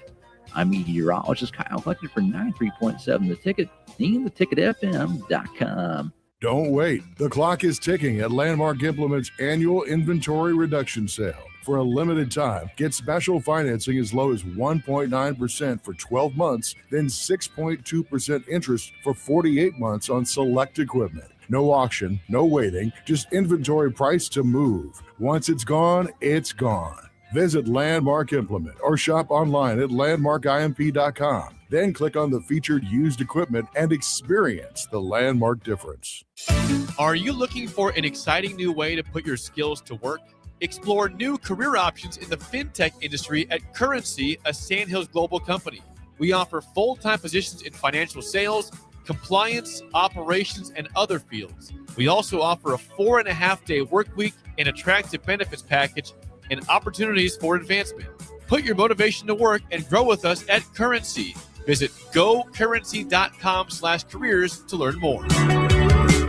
Concrete Industries has immediate job openings for precast production laborers and maintenance technicians. Concrete Industries offers great pay, health benefits, 401k, a wellness program, holidays, and paid time off. Apply today to earn a starting pay of $21.50 per hour plus a $1,500 hiring bonus. Concrete Industries is hiring all experience levels and offers on-the-job training. Start your career today as a precast production laborer or maintenance technician. Visit concreteindustries.com. This is Bill Mitchner, Executive Director of Lincoln Lighthouse. Did you know Lighthouse provides multiple programs for students such as one-on-one tutoring and mentoring, as well as pro-social skill exercises, while providing them a nourishing meal and a safe space during all months of the year, even during school breaks? Learn more or contribute to Lighthouse at lincolnlighthouse.org today.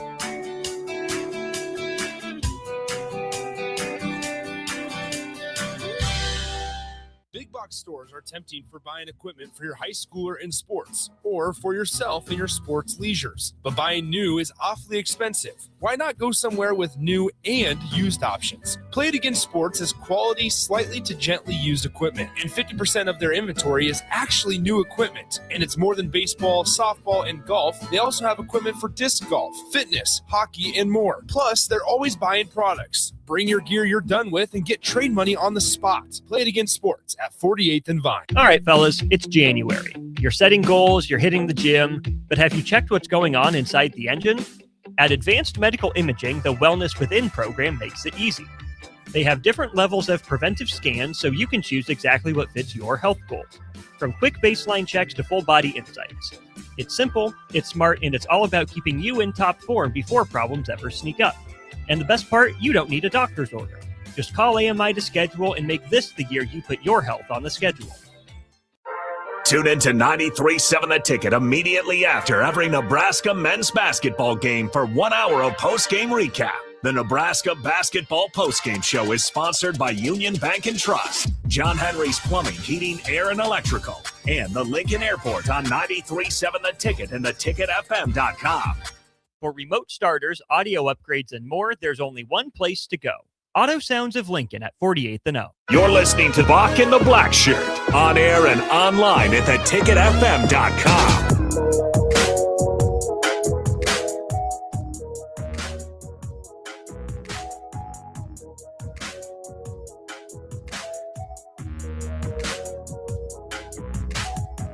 We are back here on Bock and the Blackshirt on 93.7 The Ticket. Thanks for joining us as we start to turn the page toward Nebraska basketball. I've talked much this show about Nebraska football. Again, the big news of the day: Trey Taylor committing to Millard South.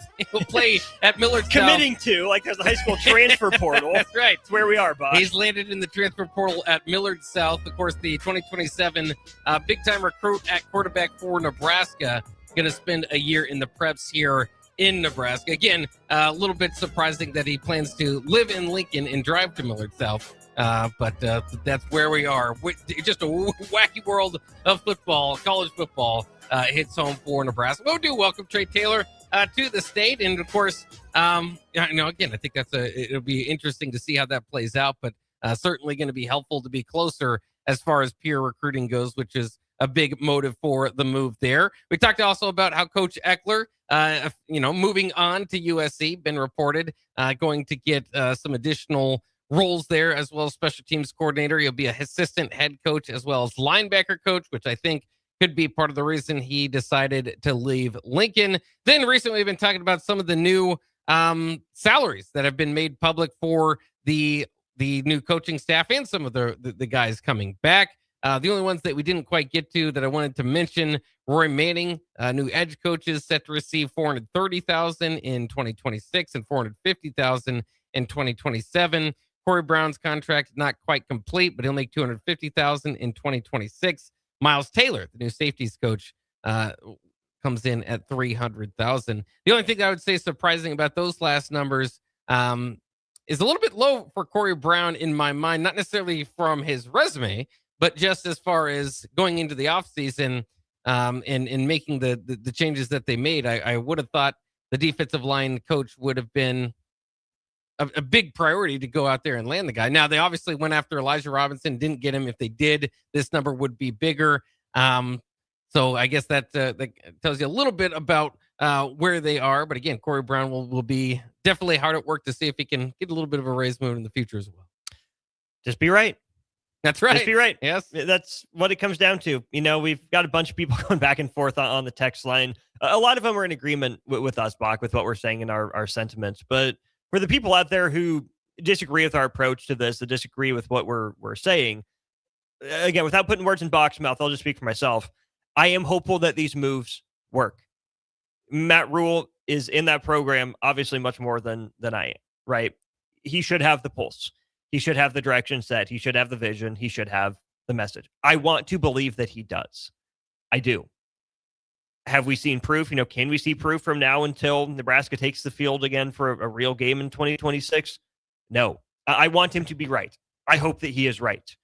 Until it is proven that he is right, I don't think it's beyond the pale to ask questions. Is this the right move? Is this the best approach? Is this the best Nebraska could have done? Right? I want it to work.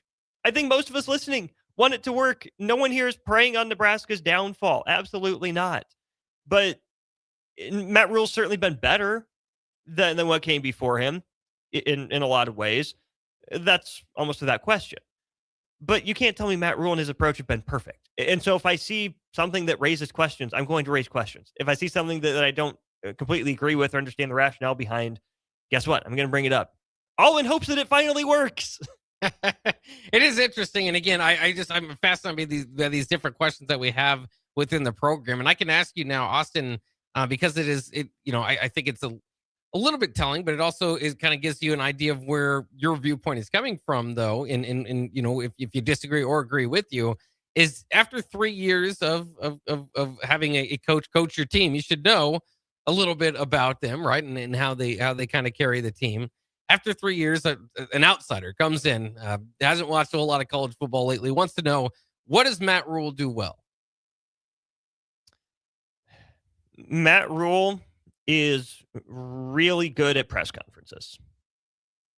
Yes, I think he has his finger on the pulse of the sport. I think that Matt Rule is a guy that's good at getting in and energizing a program.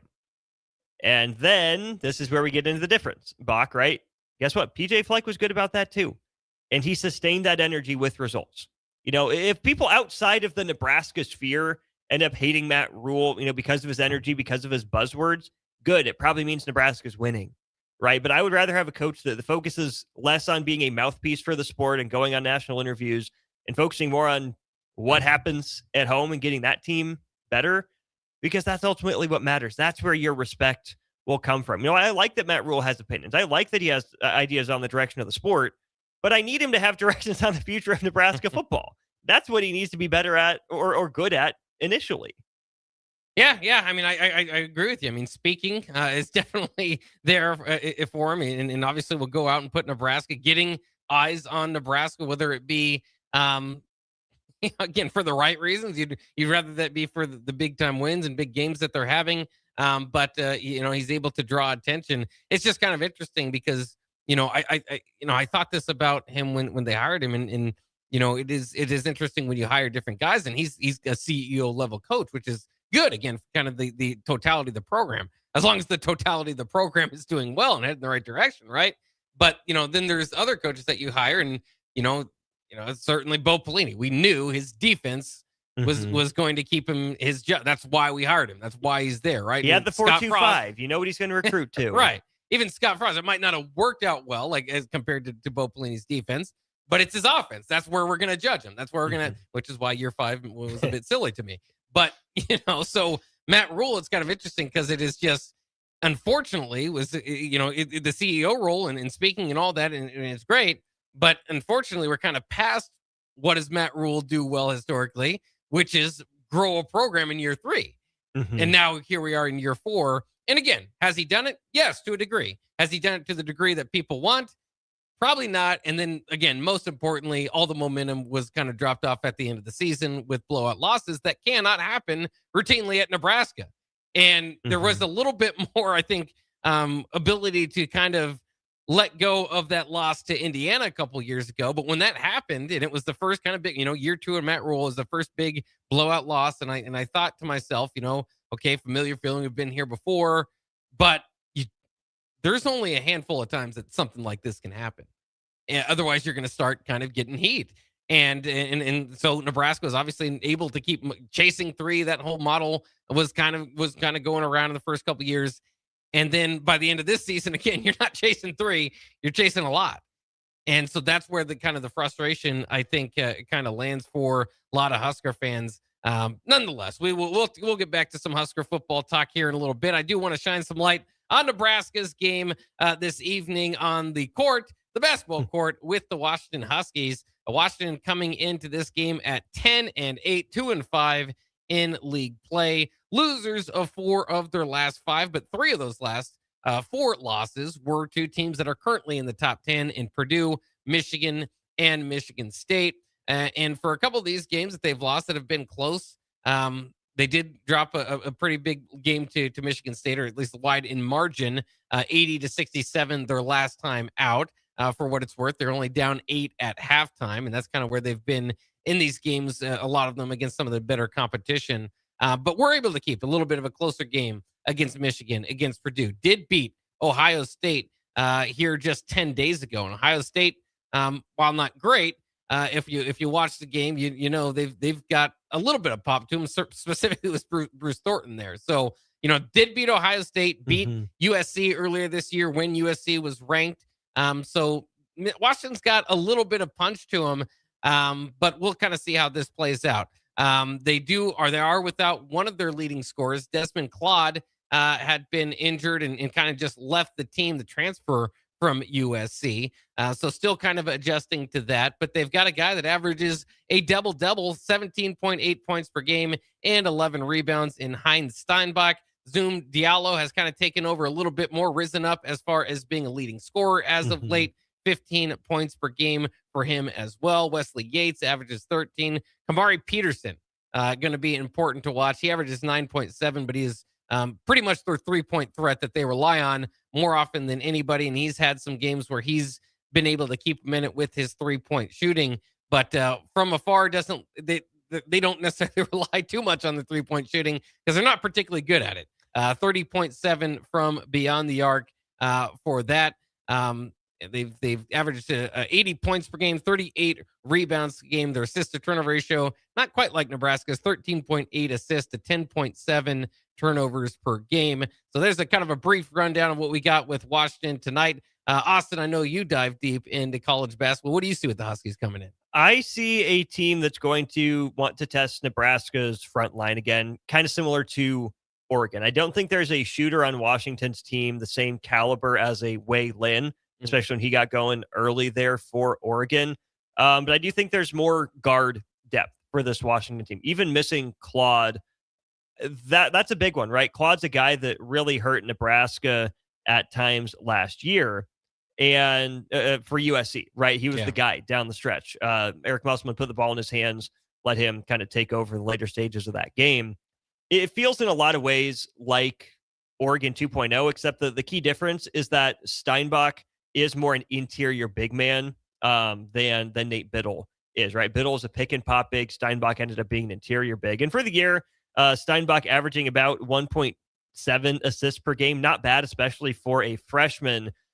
But I do think the more Washington puts him on the low block, that gives Nebraska opportunities, right? To do it at once, to do defensively, to get the traps and leave guys open backside to take threes, right? You mentioned Washington, not a good shooting team, 30.7% on the year. Their 3-point rate is really low for college basketball. They shoot threes in about 30.7% of the time per 100 possessions. 317th in the country out of 366 teams. They're reluctant to shoot. They will drive into crowded paints. They don't share the ball all that well. They assist on less than half of their made field goals, only 49%. And what they do well, Bock, kind of plays into Nebraska's hands as well. They don't turn the ball over on offense, which is okay because Nebraska doesn't force a lot of turnovers on defense, right? At least not, steals or, even blocks if you want to count those, right? Washington won't play into those hands. Washington itself doesn't force very many turnovers on the defensive end, which plays into Nebraska's hands. That they won't be up and pressuring you and shooting passing lanes or whatnot. Oregon's a really good free throw shooting team. That's probably their biggest strength this year. They shoot free throws at a 78% clip as a team, 16th in the country. But they're going up against a team in Nebraska who's among the best in the country at not putting teams on the free throw line. I'm trying to find the exact number, exact rate here. Yeah, so Nebraska only shoots free throws about 29 times per 100 possessions. They only allow teams to shoot 23 free throws per 100 possessions. That's fourth best in the country. Wow. So Washington's weaknesses play into Nebraska's strengths, and Washington's strengths also play into Nebraska's strengths. But here's the thing, Bock. We've seen plenty of other teams get challenged, right? It was at home, but we just saw Purdue go down last night. Miami of Ohio has gotten pushed 2 games in a row now, right? As a final unbeaten team. You can't overlook Washington, right? This, to me, is a pretty big trap game because Steinbach, if he gets going in the post, Nebraska will gladly trade 2s from him for 3s for Nebraska. But if you start slow, Steinbach's got it rolling. Maybe Diallo hits a couple times from 3. I'm a JJ Mandequit guy. I've been pretty impressed with him as a freshman off the bench. If he gets going, somehow, then you're in the danger zone. Are you looking ahead to your next road trip to Minnesota, or are you already on next week looking at Michigan? You handle the trap game on the road against Northwestern really well. You shouldn't have any issues with Washington coming home. This is a game I'd like to see Nebraska take charge of in the first 15 minutes. If they're going to have their first half struggles and take it over, in the first 5-6 minutes of the second half, so be it. That's who Nebraska is.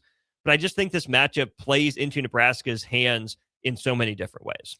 I think so, too. It certainly can. I think if Nebraska's, especially if they're hitting their threes tonight, it's going to be hard for Washington to keep up. It is interesting, though, as Nebraska did take that step, in the right direction as far as playing the bottom teams in the conference, and Oregon and Northwestern are two of the teams right now in the Big Ten with 7 losses already in conference play, is that they blew them out. Yeah.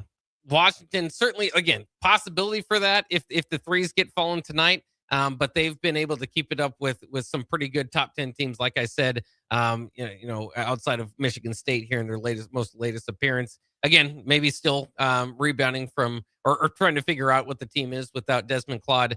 So that will be interesting in that as well. As far as Washington basketball history, I was a bit surprised to look into it. They've only been to 2 tournaments since 2010, 2011. I wouldn't have guessed that, but I guess it makes sense when you make me think about it for a second. Yeah, I think traditionally I think of Washington as a pretty good program, but as I kind of look more into it. You think of Isaiah Thomas, you think about Markelle Fultz. I mean, you think about, didn't Brandon Roy went up there? Detlef Schrempf back in the day. Schrempf. Yeah, I mean, Seattle is a sneaky, like proud basketball city. Yeah, absolutely, and it really good. And Washington, the school has been able to capitalize on some of those guys. Like, I mean, DeJounte Murray, Nate Robinson. Nate Robinson. There some we good go. Names, Quincy Pondexter, if you will. Yeah. So there's been some names to go. So I was surprised that they have been struggling as much as they, because I guess I hadn't kept it in the front of my mind. It's not like I'm watching basketball run through the tournament every year. But yeah, you just kind of think about generally the talent that comes from there. Jamal Crawford, another one, didn't play for Washington, but comes from that Seattle area. And so I just kind of figured there was a little bit more to it than that. The other part of this game, okay, 2 more things here. Who won the Braxton Mia William Breidenbach trade between Nebraska and Washington? Let me look up Wilhelm's stats at Washington last year, because I think I'm going to say Washington, which is not saying much. I mean, Washington did get 2 years of Wilhelm Breidenbach for just 1 year of Braxton Mia. He played in 62 games for them, shot 54% overall, did shoot 35% from 3 on a low volume at Washington. Averaged 5 points and 4 points per game, averaged 3 rebounds, 2 rebounds per game. Yeah, I mean, without even looking at Braxton Mia's stats, I think it's got to be Washington and Wilhelm Breidenbach. Just because they got right? 2 years out of him. Yeah. Well, and Wilhelm has not since done as well. He's moved to Grand Canyon, where he's not. He's starting to shoot like he was with the Huskers. Well, Braxton Mia in his 1 year, I did look it up. Yeah. Averaged 3 points and 3 rebounds per game, and barely blocked half a shot per game when he was brought in ostensibly to be a shot blocker. Yeah. But I think there was more of a fit for Wilhelm Breidenbach at Washington than there was for Braxton Mia at Nebraska. That just did not materialize. In some ways, Braxton Mia is like Diet O'Shawn Mathis. You bring him in to be this disruptive defender, and then you use him in a way that just makes no sense for anybody involved. He did run the jump ball more often than not, if I recall. So Well, that was he good. did. And Braxton Mia also did not get drafted like O'Shawn did. So, well, yeah. The comparison only goes to a point, people. All right, the next, the last thing I want to say about this is don't forget that as they enter this game here, as well, Washington does, that Troy Dannon left the program hanging without a head coach. When he left Washington for Nebraska, it was in the midst of a search for a head coach. So that's something to keep in mind as well. I'm not sure how much that factors in, but it's always an interesting stat that Can Washington's players be mad at that, or is this just like Washington fans that have a bone to pick with Troy Dannon? I don't think the players probably care too much. But yeah, I think it's probably the players. I would think that more likely to have it. It's Coach, is it Danny Sprinkle, right? Danny Sprinkle. Yeah. Yep. Trying to think of the names to be specific there. But yeah, so I always thought that was kind of strange. That's one of your bigger programs, but Nebraska came calling. So what do? You got to take your chance. You got to take your opportunity to get to Nebraska when you can. All right, let's go ahead and take a break. We will wrap things up here on Bock of the Blackshirt coming next on 93.7 The Ticket.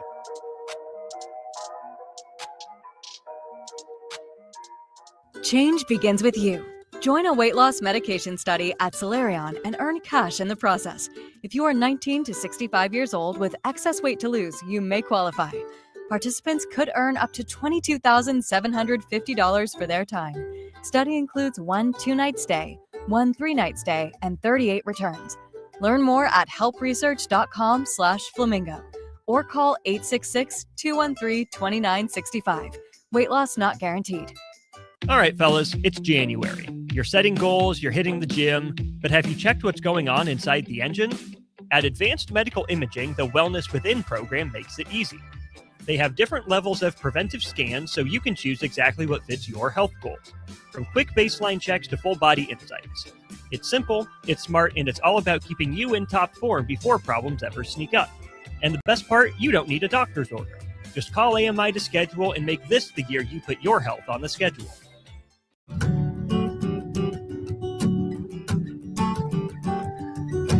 Way out there where the sun comes up under the big red sky, I do life the way I love, with family by my side. I feel home with me, no matter where I go. Proud of where we're from, excited for where we're going. Pinnacle Bank, the way banking should be. Member FDIC. Tired of asking what's for dinner? Nourished for Life has got you covered. At Nourished, they're a local meal prep company that delivers fresh, chef-crafted, healthy meals straight to your door. Made from wholesome ingredients and ready when you are. No shopping, no chopping. Just heat, eat, and enjoy every night of the week. Fuel your busy days with balanced meals that are designed to keep you satisfied and energized. Visit nourishedforlife.co to purchase meals and taste the convenience of home-cooked comfort without the hassle. Bauer Underground has been serving local contractors and utility contractors all across the state since 1997. When you see the black and white trucks, you know that the best workers in the business have arrived. Bauer is currently looking for equipment operators, laborers, diesel mechanics, and aerial linemen. Join the brotherhood built on hard work, authentic people, and a pedigree of success. They're offering top-notch benefits, a matching 401k, and a $600 per year clothing allowance. Bauer Underground, a family-friendly company with plenty of room for advancement.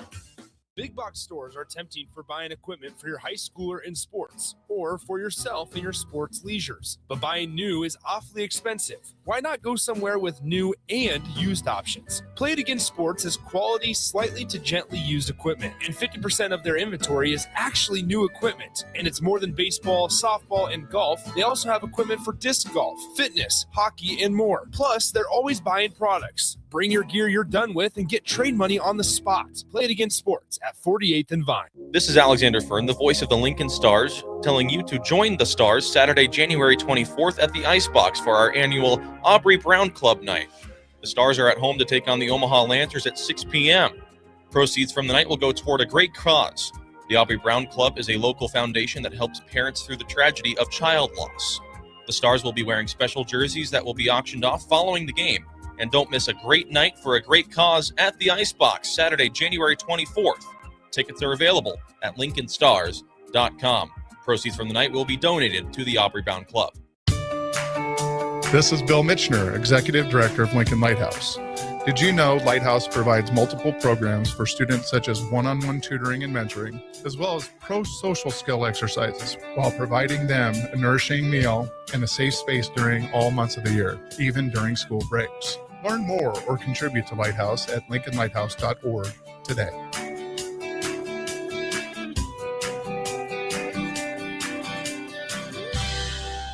In a world where Wi-Fi battles rage and bandwidth is never enough, one family dares to connect it all. Work from home, influence all day, stream all night, and game to win. Deadlines, downloads, and dance-offs, all happening under one roof, flawlessly. Can your internet provider do that? Fiber fuel your household at allofiber.com/all-in. Is your furnace ready for winter? Call Bryant to perform a thorough check for comfort and peace of mind. 467-1111. Bryant Air Conditioning, Heating, Electrical, and Plumbing. Whatever it takes.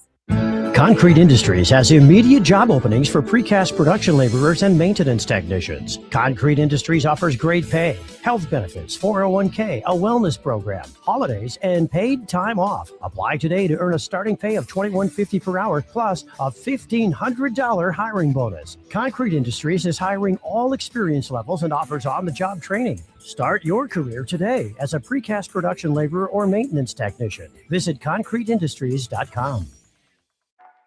You're listening to Bock and the Blackshirt, on air and online at theticketfm.com.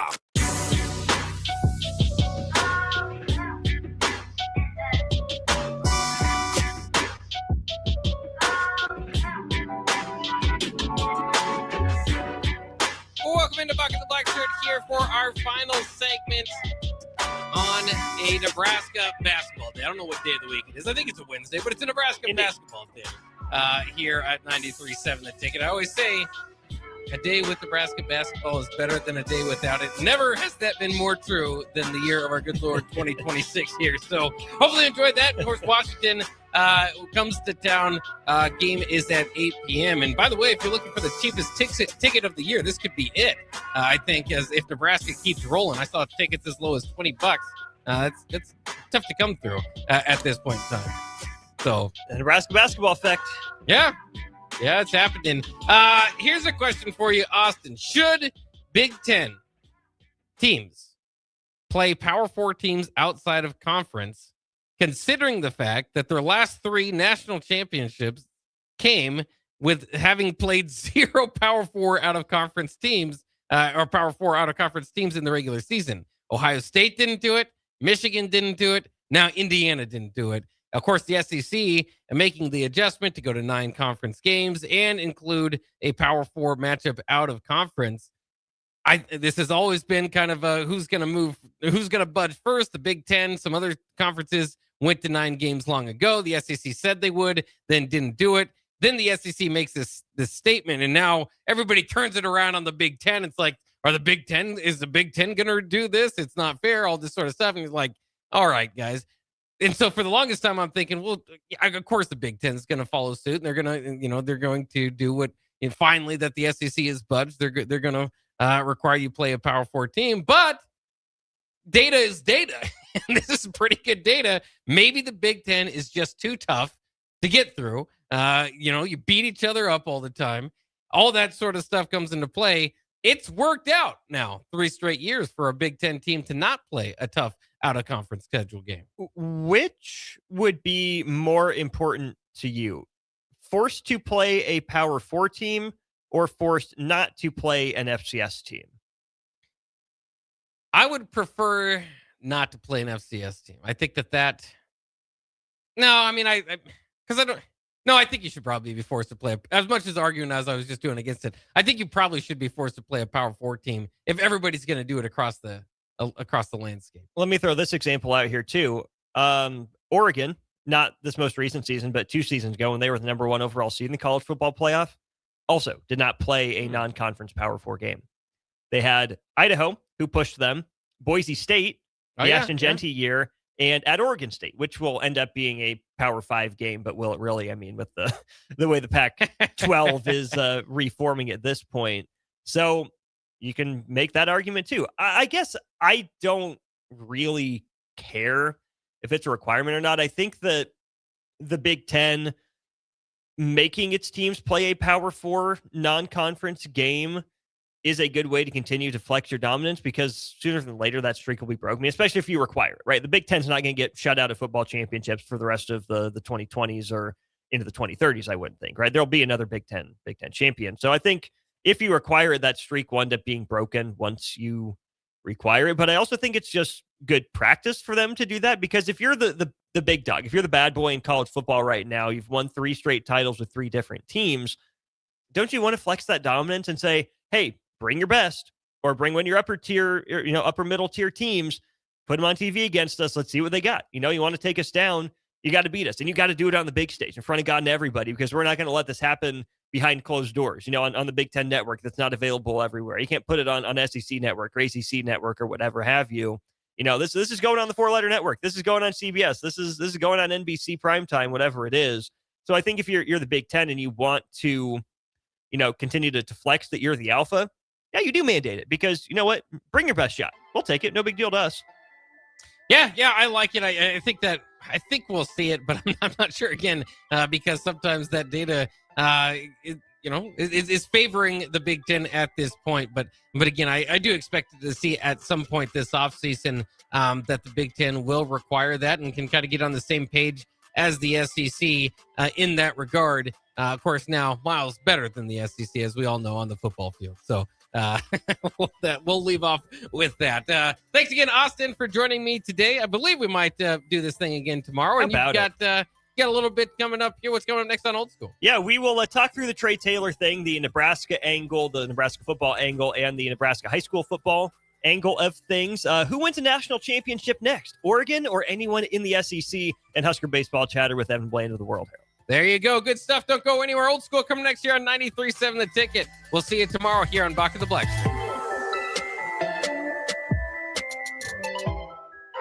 Tune in to 93.7 The Ticket immediately after every Nebraska men's basketball game for 1 hour of post-game recap. The Nebraska Basketball Postgame Show is sponsored by Union Bank and Trust, John Henry's Plumbing, Heating, Air, and Electrical, and the Lincoln Airport on 93.7 The Ticket and theticketfm.com. This is Bill Mitchner, Executive Director of Lincoln Lighthouse. Did you know Lighthouse provides multiple programs for students such as one-on-one tutoring and mentoring, as well as pro-social skill exercises, while providing them a nourishing meal and a safe space during all months of the year, even during school breaks? Learn more or contribute to Lighthouse at lincolnlighthouse.org today.